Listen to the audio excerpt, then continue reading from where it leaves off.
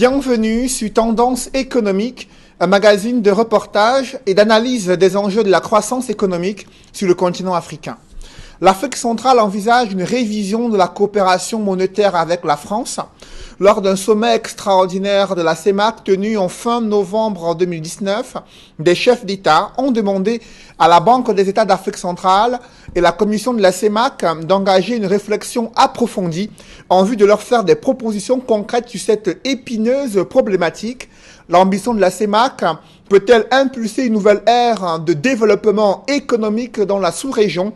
L'écho annoncé en Afrique centrale par le président ivoirien Alassane Dramane Ouattara peut-il être un exemple à suivre pour l'Afrique centrale au regard de la situation économique et financière en zone CEMAC? Cette révision de la coopération monétaire entre la France et la CEMAC peut-elle être envisagée cette année 2020? Pour analyser et décrypter cette situation, je reçois sur ce plateau le professeur Chiko Eboué. Bonsoir. Bonsoir, monsieur Nufele. Je précise que vous êtes agrégé en sciences économiques à l'Université de Lorraine à Nancy en France. Vous êtes également consultant auprès des banques centrales et des gouvernements africains. Vous avez suivi ce sommet extraordinaire qui s'est tenu il y a quelques mois, précisément fin novembre 2019 à Yaoundé, où les chefs d'État ont décidé d'engager une réflexion approfondie sur une révision de la coopération monétaire avec la France. Pourquoi en arriver à une telle décision? Quel est d'abord l'état des lieux de cette coopération monétaire entre la CEMAC et la France? Merci, monsieur le rédacteur en chef d'Equinox. Je salue les téléspectateurs. Oui, en effet, les chefs d'État ont souhaité que la BEAC et la CEMAC impulsent des travaux d'approfondissement de leurs réflexions. Parce que d'abord, le calendrier s'est accéléré.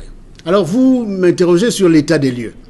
L'état des lieux est que le franc BEAC est émis par la BEAC sous la garantie de convertibilité externe assurée par la France. Et cela avant la scission des deux francs BCAO et BEAC, juste après la dévaluation en 1994. Il y avait eu des problèmes à ce moment-là.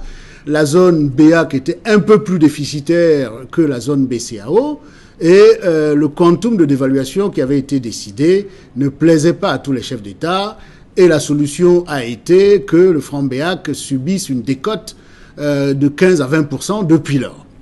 Alors la coopération monétaire, vous m'interrogez sur son état des lieux, elle marche qu'à un quart. Pourquoi ?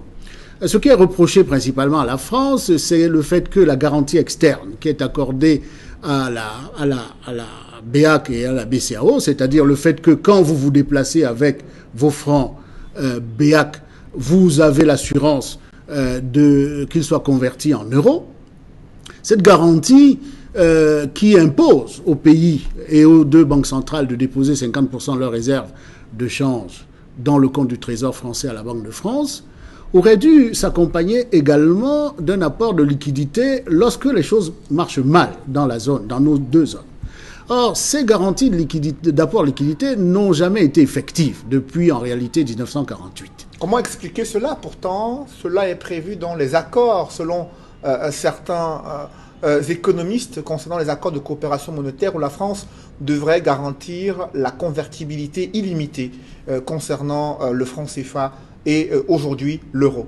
Oui, le franc CFA garantie illimité à peu près de 1948 à 1993, c'est-à-dire juste avant la dévaluation.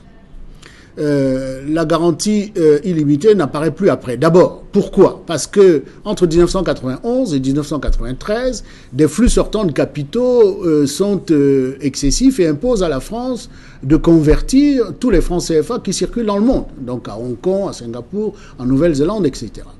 Et c'est de l'ordre de quelque chose comme 2 milliards de francs français à l'époque, c'est-à-dire aux alentours de 100 milliards de francs CFA de l'époque, au point que, pour la France, c'est une hémorragie. La France marche mal à ce moment-là. En 1993, on a un nouveau gouvernement qui arrive au mois d'avril avec Édouard Balladur à la tête.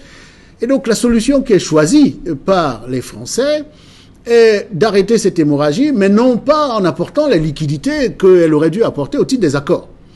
D'abord, on vous demande de récupérer toutes les liquidités des banques, d'aller même auprès des organisations internationales, récupérer tout ce que la zone comporte comme liquidité internationale, et cette fois-ci la zone dans son ensemble. Et on aboutit à la solution à la dévaluation, qui n'est pas très plaisible, en tout cas qui ne plaît pas du tout, par exemple, au président Omar Bongo.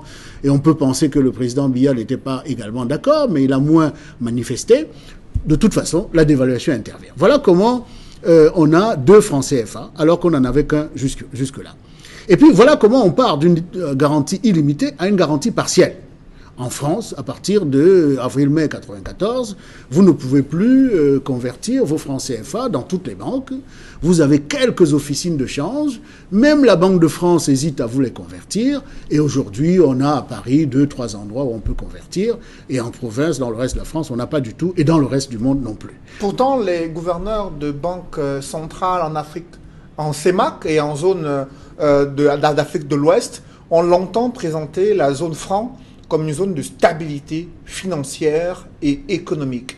Est-ce que cet argument est valable au regard de l'évolution de l'économie dans ces différents pays? Alors, la notion de stabilité économique recouvre plusieurs aspects. Elle recouvre l'idée d'une stabilité monétaire. La stabilité monétaire elle-même recouvre 2 aspects. Stabilité nominale, c'est-à-dire que la monnaie que vous avez, les billets et pièces, monsieur Nufele, que vous avez probablement dans vos poches, aujourd'hui garderait la même valeur plus ou moins qu'hier, si le taux d'inflation est très faible. Maintenant, cette stabilité n'est pas réelle si le taux d'inflation augmente beaucoup, c'est-à-dire vous gruge du pouvoir d'achat de vos encaisses et même de votre patrimoine. À ce moment-là, l'idée, c'est qu'avec un taux d'inflation faible, en zone BEAC ou zone BCAO, on a de la stabilité nominale, éventuellement réelle. Toutefois, cet argument est un préalable à l'idée que les agents économiques, les hommes d'affaires, les femmes d'affaires, les commerçants, les investisseurs, auront un horizon clair dès lors que les prix n'augmentent pas tout le temps et n'évoluent pas à la hausse ou à la baisse de façon très variable. Ils peuvent donc engager des transactions, engager des contrats et développer l'économie. Or, pour cela, il n'y a pas que la stabilité nominale en termes d'inflation. Que faut-il d'autre? Il y a des incitations. Comment est l'économie, le climat des affaires dont on parle souvent ici, l'attractivité de l'économie, l'attractivité des investissements, sur le plan fiscal, la fiscalité des investissements, des affaires, du chiffre d'affaires, de la valeur ajoutée. Tous ces ingrédients sont ceux qui créent la confiance et donnent un horizon en quelque sorte paisible aux agents économiques pour investir. Or, ça n'a pas été fait en zone CFA depuis quasiment sa création.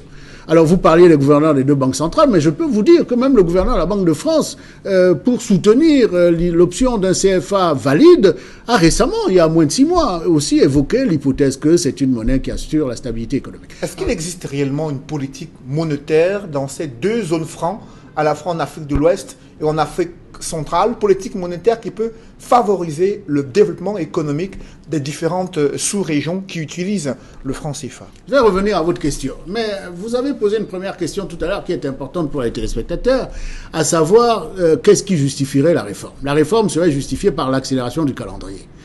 Vous avez dit que le président Ouattara a annoncé la venue de l'éco en substitution du franc CFA en 2020. Oui. Cela contribue avec le président Macron, avec lequel il a fait la déclaration conjointe, contribue à l'idée qu'une réforme est nécessaire en zone Afrique centrale. C'est l'accélération de l'agenda. Il convient de saluer ici le geste du président Macron, 8e président de la 5e République française, qui accepte d'annuler le dépôt des réserves de change de la zone BEAC, de la zone BCAO, de la zone BCAO pour l'instant d'ailleurs, auprès du Trésor français. Saluer pourquoi? Parce que tout simplement, cette zone n'a évolué que 2 fois. Une fois en 1973 avec le président Georges Pompidou, qui a réduit le quantum de dépôt de réserve de 100% à 65%, et une fois là, sérieusement, avec le président Macron. J'oublie le passage de 65% à 50% en 2008, sous le règne du président Sarkozy, parce que, tout simplement, la pression, elle a duré 5 ans pour obtenir le résultat. Alors maintenant, pour parler de la politique monétaire. La politique monétaire actuelle est une politique articulée autour des réserves de change. En gros, plus nous vendons à l'extérieur nos produits d'exportation, le bois, le pétrole, le gaz, etc., les bananes, les ananas, et que nous gagnons des revenus en devises étrangères, davantage nous pouvons donc, le cas échéant, adresser une partie de ces réserves au financement de l'économie. Mais ça veut dire concrètement, quand on est économiste, que la contrepartie principale de la masse monétaire, c'est les réserves de change. Or, si ces réserves sont déposées au compte d'opération pour leur moitié, vous voyez la contrainte qui est imposée à la politique monétaire. La politique monétaire ne peut pas financer le développement. Le crédit intérieur ne peut pas jouer son rôle. Et quand bien même on aurait beaucoup de réserves, parce qu'on les a eues entre 2006-2007 par exemple et 2013, avant la chute du cours de pétrole, des pays comme la Guinée équatoriale entre 2002 et 2011 ont été beaucoup plus riches, au point d'ailleurs de constituer 80% des réserves de change de la zone BEAC dans ces années-là. Depuis 2013, avec la chute du cours de pétrole, les choses se sont inversées. Alors vous me direz, mais pourquoi la réforme au moment où les choses se sont inversées ? Effectivement, les choses se sont inversées. Nous avons à peine 1,75 milliard à 2 milliards d'euros en compte d'opération. 1100 milliards de francs CFA, pas plus. Avec ce niveau de réserve, est-ce que l'Afrique centrale peut rêver de l'exemple vécu ou de la démarche initiée en Afrique de l'Ouest par le président ivoirien Alassane Dramane Ouattara ? Je vous remercie pour vos questions qui sont très pointues et assez pertinentes. D'abord, le niveau de réserve, vous le notez, est faible. Donc la réforme ne vient pas au bon moment. Ce n'est pas le meilleur moment que nous aurions dû choisir pour faire la réforme. Maintenant, vous savez, la vie, elle vous livre... Est-ce que c'est une décision plus politique au regard de la montée d'un sentiment anti-franc CFA sur le continent africain, ou alors une décision géostratégique décidée par les chefs d'État de la CEMAC par rapport à leur partenaire historique qu'est est la France et l'Europe désormais par rapport à l'Union européenne et l'euro? C'est une décision dictée par les circonstances. Gouverner, c'est choisir, et ce sont les circonstances qui décident des choix. La réforme doit intervenir parce que pour la première fois, la France y est prête. Songez que depuis le président Mitterrand, mais la question n'était pas vraiment abordée pendant son magistère, elle a été abordée pendant les 2 mandats du président Chirac, et chaque fois, ces différents ministres des Finances ont renvoyé la question aux propositions des Africains. Je pense à Madame Lagarde qui l'avait fait, et avant elle, les précédents ministres des Finances. Avec le président Sarkozy, là aussi, l'idée a été évoquée de la réforme du franc CFA. Chaque fois, la France a dit que c'était la monnaie des Africains, donc elle attendait les propositions des Africains. Le président Hollande est venu, ça a été la réponse à la fois de lui-même, président de la République, et de son ministre des Finances, M. Sapin. Enfin, quand M. Macron arrive, le point de départ n'est pas une réforme. Je crois savoir d'ailleurs, avec votre confrère Jeune Afrique Économie, il y a quelques mois, que la thèse du président Macron, c'était d'inclure les pays anglophones dans la zone franc. Et justement, et là, il y a un point de désaccord dans la communauté économique des États d'Afrique de l'Ouest, la CEDEAO, qui avait déjà annoncé une monnaie baptisée ECO depuis de nombreuses années. Et à la surprise générale, c'est le président Alassane Dramane Ouattara de la Côte d'Ivoire et le président français Emmanuel Macron qui annoncent la création de l'ECO dans la zone franc, annonçant que les autres pays d'Afrique de l'Ouest pourraient se greffer à cette nouvelle zone monétaire, et cela suscite de nombreuses désapprobations en Afrique de l'Ouest. Quel est le problème concrètement avec cet écho? Concrètement, le problème est qu'on ne peut pas empêcher les chefs d'État de faire la politique. Ils ont été élus pour ça. La déclaration de 21 novembre, plus précisément le 21 décembre à Abidjan, déclaration conjointe du président Macron et du président Ouattara, est une déclaration qui permet à ces 2 chefs d'État de faire l'histoire. Donc le président Ouattara reçoit le président Macron il pouvait faire l'histoire. Je vous raconte une anecdote, permettez-moi d'être un peu long. Le président libyen, Kadhafi, recevait l'Assemblée générale des gouverneurs de Banque centrale à Tripoli en 2004, puis en 2007. J'étais le conférencier d'honneur de cette assemblée. Et puis, il vient à cette réunion qui n'était pas prévu qu'il vienne, c'était totalement inattendu. Moi, je l'avais prévu, mais pas les officiels. Et il dit aux gouverneurs, messieurs et mesdames, vous êtes un conseil de gouverneurs, faites donc comme les Européens, dans le système européen de banque centrale, faites comme eux, annoncez avec moi, chef d'État, la création de la monnaie africaine. Je vous rappelle, disait le président Kadhafi, qu'en 1999, ici chez moi, à Sirte, au nord de la Libye, chez moi, dans mon village, devenu ville, Sirte, nous avons signé 3 traités. Le traité créant le Fonds monétaire africain, avec siège à Yaoundé, le traité créant la Banque centrale africaine avec siège à Abuja, le traité créant la Banque africaine d'investissement avec siège ici chez moi à Tripoli en Libye. Alors annoncez devant moi et avec moi, faisons l'histoire ensemble. Quelle a été la réaction justement des gouverneurs de banque centrale réunis en Libye? La réaction a été que le président de cette association, de cette assemblée générale, le gouverneur Moutebile d'Ouganda, a poliment remercié le président de la Yamaria libyenne pour l'accueil chaleureux qu'il avait réservé à cette auguste assemblée et à ses membres, mais que l'assemblée générale des gouverneurs de la Banque centrale avait décidé depuis avril 2002 à Alger d'un calendrier pour donc la progression vers la monnaie unique africaine, c'est-à-dire de 2002 à 2007 études préalables, de 2007 à 2015 création de monnaie régionale, 5 monnaies régionales pour les 5 régions significatives de l'Afrique, dont celles qui nous concernent, d'Afrique centrale et des Grands Lacs, et puis 2022 basculement vers la monnaie unique, tout cela sur la base de critères qu'il m'a fallu étudier à toute vitesse en 2007. Donc le président Kadhafi est revenu à la même réunion, cette fois-ci très énervé, en disant si vous ne voulez pas faire la monnaie unique africaine avec nous, nous la ferons avec ou sans vous. Et donc, on m'a demandé de faire un rapport sur la monnaie unique en 10 jours. Et donc, j'ai présenté à Entebbe, en Ouganda. Pourquoi le calendrier n'a pas été respecté? Puisque vous êtes en 2002, lorsque ce calendrier est évoqué par l'association des gouverneurs de banque centrale, et en principe en 2022, nous sommes en 2020 aujourd'hui, c'est-à-dire 18 ans après, on devait déjà être à un autre niveau avec des monnaies communes dans les sous-régions qui ont été identifiées en Afrique. Pourquoi ce calendrier vers la création d'une monnaie unique en Afrique n'a pas été respecté? Ce calendrier n'a pas été respecté parce qu'il est difficile de construire une économie africaine moderne avec des pays assez différents et dont le rythme dans les réformes est très différent. Donc les 2 zones d'Afrique de l'Ouest et centrale, zone franc, ont effectivement un pilotage de la monnaie sous contrainte relativement acceptable. Je répète, sous contrainte, parce que cette contrainte est très importante, celle du dépôt des réserves de change au compte d'opération de France. Maintenant, les économies n'évoluent pas au même rythme. La propension à la réforme n'est pas la même. Résultat, les monnaies régionales n'ont pas vu le jour, en gros, partout. L'ECO voit le jour 23 ans, voire 25 ans après le début du projet.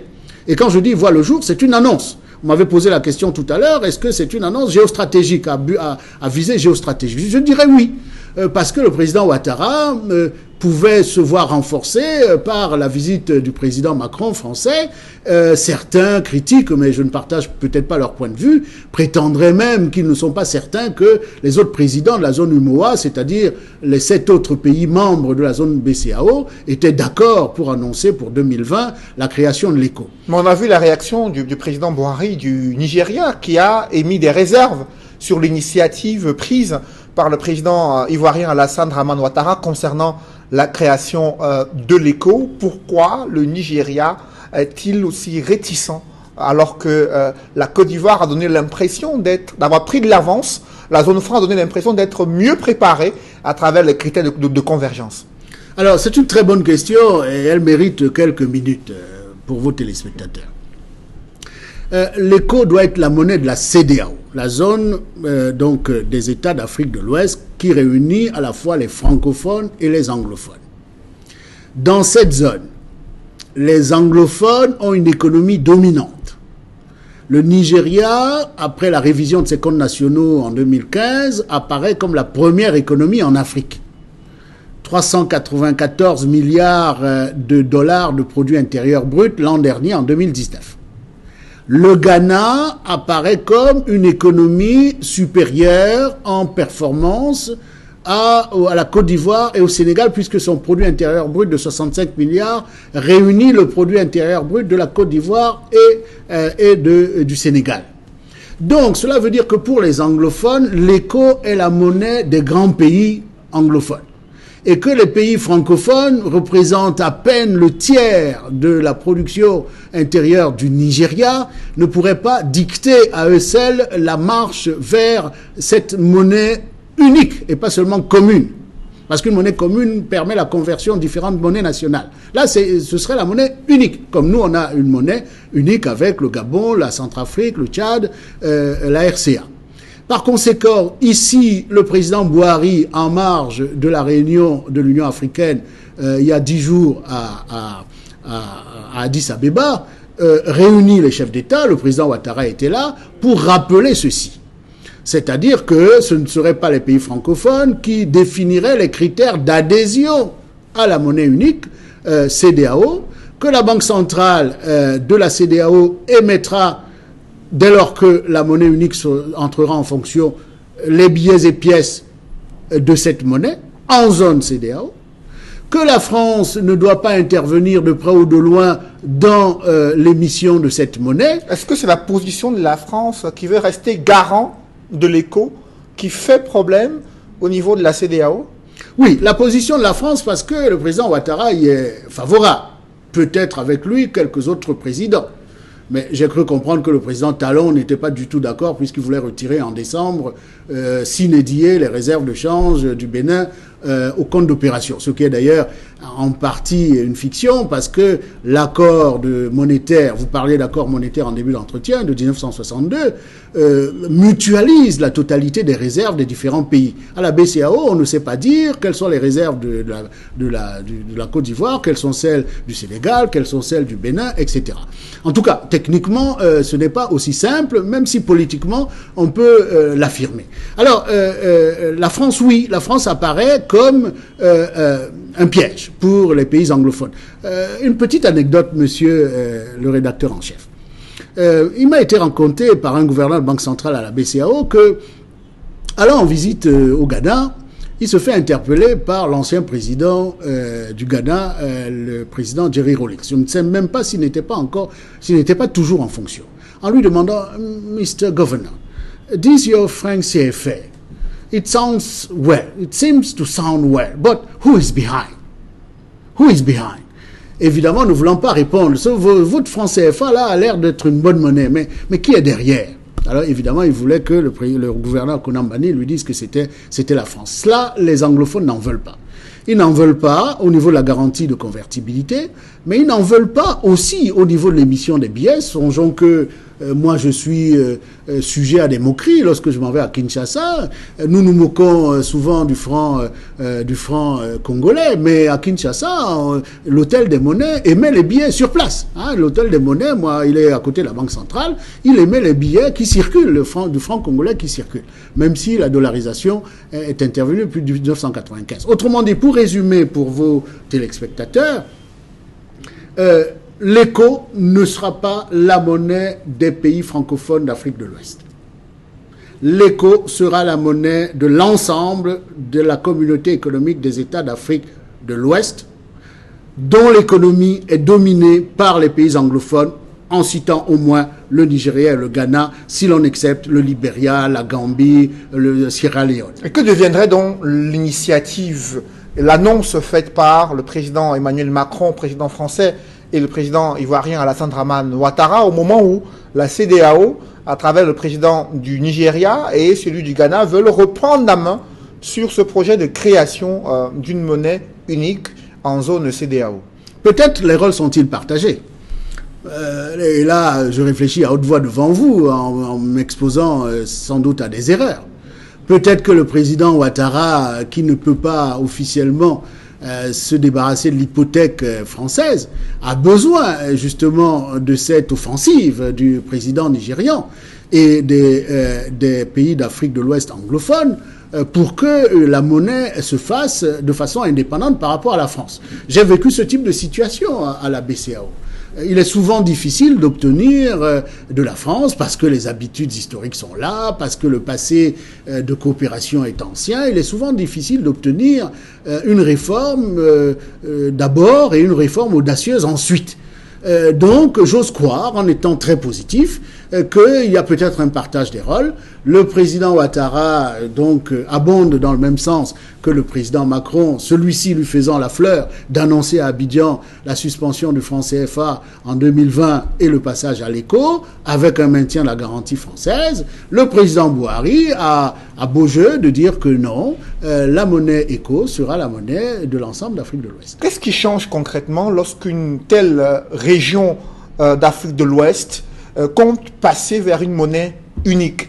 Quels en sont les avantages concrets pour les populations, pour les agents économiques dans la sous-région d'Afrique de l'Ouest, si jamais cette sous-région venait à adopter l'éco? Les avantages sont d'abord immédiats. Il n'y a plus de conversion en change. Le naira n'est plus la monnaie du Nigeria. Il subit souvent une décote par rapport au franc CFA, c'est-à-dire que le franc CFA vaut souvent 10, 15, 20% de plus que la naira aujourd'hui, que ce n'était le cas il y a 10 ans, il y a 15 ans, il y a 20 ans. Donc, les économies de conversion en change représentent des sommes importantes et c'était un argument pour créer l'euro, en Europe. C'était un argument, réduire les coûts de conversion. C'est aussi faciliter la mobilité. Vous voyez, j'étais au Gabon, là, donc je suis arrivé là jeudi dernier, j'étais au Gabon, donc c'est les mêmes pièces, les mêmes billets que j'utilise ici. Donc en arrivant avec des billets CFA que j'ai obtenus au Gabon, j'ai pas besoin d'effectuer du change. Et donc du coup, je peux transacter immédiatement. Je peux faire des paiements tout de suite. Et donc les économistes appellent ça une réduction des coûts de transaction, ce qui permet des économies telles que justement les opérations sont beaucoup plus facilitées. Autrement dit, la monnaie unique assure la mobilité des biens, la mobilité des facteurs. Elle facilite, elle n'assure pas au sens que ce n'est pas le vecteur principal, mais elle facilite la mobilité des biens, la mobilité des facteurs, c'est-à-dire la mobilité des hommes. Et donc le fait d'avoir une monnaie unique, a priori, peut être un argument pour avancer sur le plan structurel. Vous avez, je crois, en début d'entretien, parlé de réformes structurelles, peut-être faciliter, non pas créer les réformes structurelles, mais faciliter leur implémentation. En tout cas, c'est cela que l'on attend d'une monnaie unique, mais ce n'est pas le seul vecteur. L'erreur, c'est de penser que la monnaie va créer le développement. Justement, et à ce propos, il y a des obstacles vers la création d'une monnaie unique qui sont les critères de convergence et les réformes structurelles à mener pour permettre aux différentes économies d'être disciplinées sur le plan des dépenses budgétaires. Lorsque vous observez le fonctionnement des économies en Afrique de l'Ouest, cette création de l'éco, c'est pour demain? Alors, personnellement, je ne crois pas qu'en 2020, nous assistions à la création de l'éco, puisque déjà nous avons une divergence d'approche. Les pays anglophones ne supportent pas que ce soit les pays francophones qui dictent les critères de convergence. Maintenant, si ce n'est pas pour 2020, on peut penser que dans les 3 à 4 ans qui viennent, l'éco entrera en fonction. En tout cas, ma suggestion au chef d'État, qui, via le président de la commission CEMAC, m'ont indirectement consulté. Je ne veux pas être très prétentieux, c'est le président de la commission CEMAC qui m'a demandé un rapport en préparation de la réunion des chefs d'État des 21 et 22 novembre. Le professeur Daniel Onaondo, qui est très engagé sur ces questions de la réforme du franc CFA, avant que les chefs d'État ne s'expriment sur cette question, plusieurs fois dans ses discours, il a rappelé la nécessité de revoir la politique monétaire. Vous, en tant qu'agrégé en sciences économiques, pour la sous-région Afrique centrale, une sous-région qui est en plein redressement économique, qui suit les programmes du Fonds monétaire international, qui reste dépendante des ressources pétrolières, dont la diversification de l'économie est loin d'être optimale, quelles réformes peuvent être envisagées sur le plan monétaire et qui peuvent favoriser l'émergence économique? Alors, je réponds en 2 temps à votre question. D'abord, en rappelant que la monnaie ne favorisera pas l'émergence économique. Bien. Maintenant, c'est un facteur qui peut permettre d'aller vers l'émergence. Alors, d'abord, une réforme à 3 axes. En termes de durée, pas moins de 5 ans. Donc, pendant 5 ans, nous devrions encore avoir le franc CFA d'Afrique centrale, le franc BEAC. Parce qu'il nous faut ces 5 années au moins pour préparer la réforme de ce que vous avez appelé tout à l'heure de l'accord de coopération monétaire avec la France. Le retour des réserves de change détenues au compte d'opération en France, auprès de la Banque de France, sur zone. Il nous faut négocier cela paisiblement, à un moment où nous ne sommes pas très riches. Je rappelle que nous avons actuellement, en termes de flux, un petit peu moins de 2 milliards d'euros en compte d'opération. 75 milliards à 2 milliards maximum. Les pays de toute la zone franc, c'est-à-dire BCAO et BEAC, en 2014, n'avaient en compte d'opération que 6 milliards d'euros. 6 milliards, c'est-à-dire quelque chose comme aux alentours de 1600 milliards de francs CFA, si j'ai encore un peu d'arithmétique dans la tête. Donc, vous voyez, on a aujourd'hui 2 milliards, c'est le tiers, et il faut penser que même les pays de la BCAO auront à peine un peu plus, c'est-à-dire que tous les deux sous-zones réunies, on n'atteint pas les 5 à 6 milliards d'euros en compte d'opération. Donc, la réforme arrive à un moment où nous ne sommes pas très en forme, c'est-à-dire nos économies ne sont pas très expansives. Néanmoins, je vous l'ai dit, c'est les opportunités qui guident les choix. Donc, il faut faire la réforme. Durée 5 ans.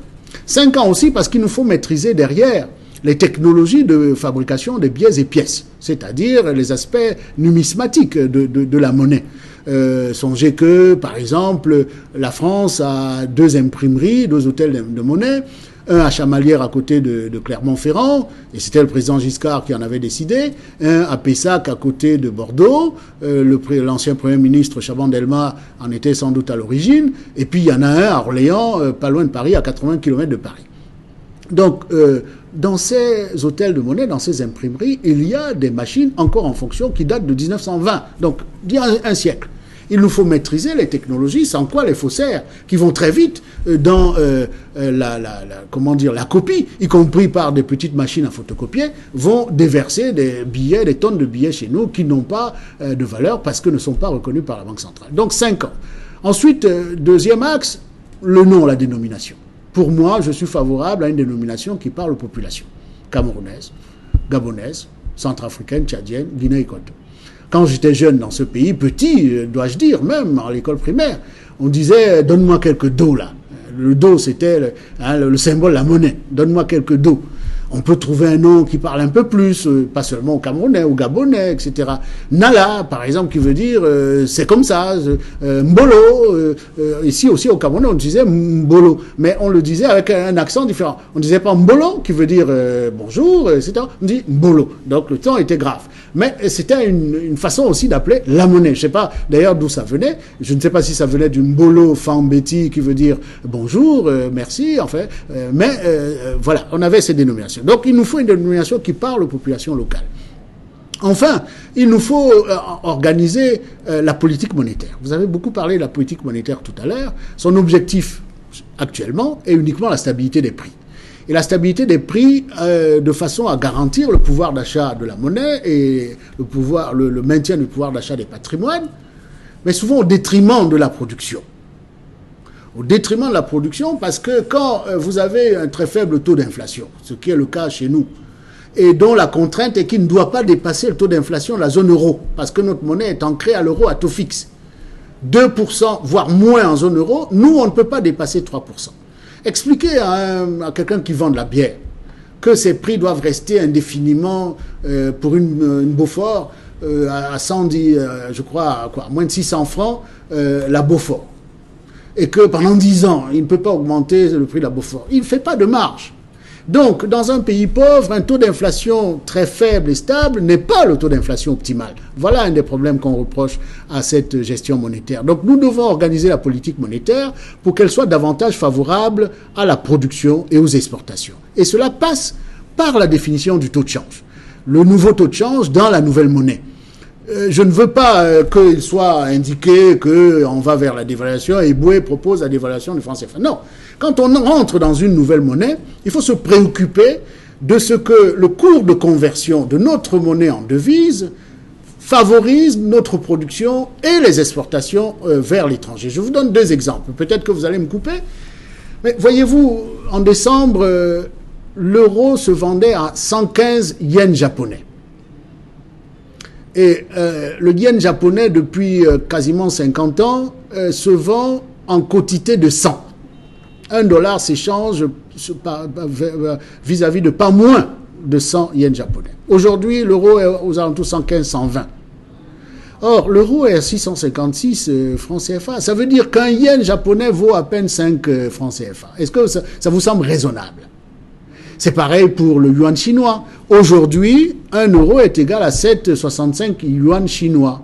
Mais 1 euro est égal à 6,58 cédis ghanéens. Ça veut dire que la cédie vaut plus que le yuan chinois. Est-ce qu'à votre avis, le Ghana a une économie plus forte que l'économie chinoise? Qu'est-ce que cela traduit, cette différence dans les conversions des taux monétaires entre le franc CFA, l'euro et le yuan chinois? Ça traduit le fait que nos parités à nous sont plus fortes que ce qu'elles devraient être. C'est-à-dire que les Asiatiques, Japonais, Chinois aujourd'hui, mais aussi Malaisiens, Indonésiens, Philippins, etc., ont depuis longtemps intégré la sous-évaluation monétaire comme un instrument de politique économique de recherche de compétitivité prix à l'exportation. Le fait d'avoir une monnaie faible rend vos prix moins élevés quand vous vendez à l'étranger. Et vous pouvez donc agresser positivement les marchés étrangers, vos prix étant inférieurs aux prix des produits comparables que vendent vos concurrents. Lorsque vous regardez, professeur Chiko Eboué, l'état des économies de la CEMAC qui sont essentiellement tournées vers l'importation des produits alimentaires et de nombreux biens d'équipement, pensez-vous que ces pays sont à même aujourd'hui de pouvoir gérer leur propre monnaie et d'en garantir à la fois la convertibilité, de gérer les réserves d'échange, au regard aussi de leur capacité à la gouvernance financière et budgétaire? Oui, alors vous posez 2 questions différentes. La deuxième partie de la question concerne la capacité à gérer. C'est un argument qu'on assène en permanence aux Africains francophones. Est-ce que vous serez vraiment capable de gérer? C'est ce que disait déjà le président Georges Pompidou au président Eyadema. Oui, nous serons capables de gérer. Parce que, expliquez-moi pourquoi le Congo RDC gère sa monnaie mieux qu'en 1995 quand l'hyperinflation est arrivée. J'ai accompagné le Premier ministre Matata pendant plusieurs années. J'ai dirigé sa thèse, soutenue en 2018, sur l'ajustement budgétaire et la croissance en RDC. Expliquez-moi pourquoi le Botswana est une des meilleures économies gérées au monde, qui dépend principalement de ressources diamantifères, et pourtant qui a ses réserves de change, qui a sa monnaie. Pourquoi les îles Seychelles, l'île Maurice sont-elles capables de gérer leur monnaie? Et puis je ne vous parle pas du Maroc, de la Tunisie, etc. Donc, nous, les Africains, peuvent être capables de gérer leur monnaie. Ils doivent prendre leurs responsabilités. Alors maintenant, l'autre question, c'est est-ce que la situation d'aujourd'hui prédispose à cela? Je vous ai répondu, il nous faut 5 ans pour nous mettre en forme. Enfin, est-ce que l'économie peut permettre, est-ce qu'on peut diversifier l'économie? Bon, c'est un projet dans lequel nous devons rentrer. Le fait d'avoir une monnaie autonome place en responsabilité quant à la recherche de devises. Ça veut dire que vous devez... votre richesse dépend de ce que vous exportez, dont les Asiatiques nous ont montré le chemin. On commence d'abord par produire pour le marché mondial, on s'enrichit pendant 20 ans, et à partir de la 25e année, on commence donc à financer la demande interne. C'est aujourd'hui que les Chinois dépensent plus, et donc ont des revenus pour dépenser plus. Parce que 400 millions d'individus sont sortis de la zone de pauvreté. Mais il a fallu pour cela 25-30 ans. Et pendant 25-30 ans, les Chinois ont progressé pour devenir l'atelier économique du monde. Ils le sont depuis plus de 10-15 ans d'ailleurs. Voilà. Les Japonais l'avaient fait avant eux.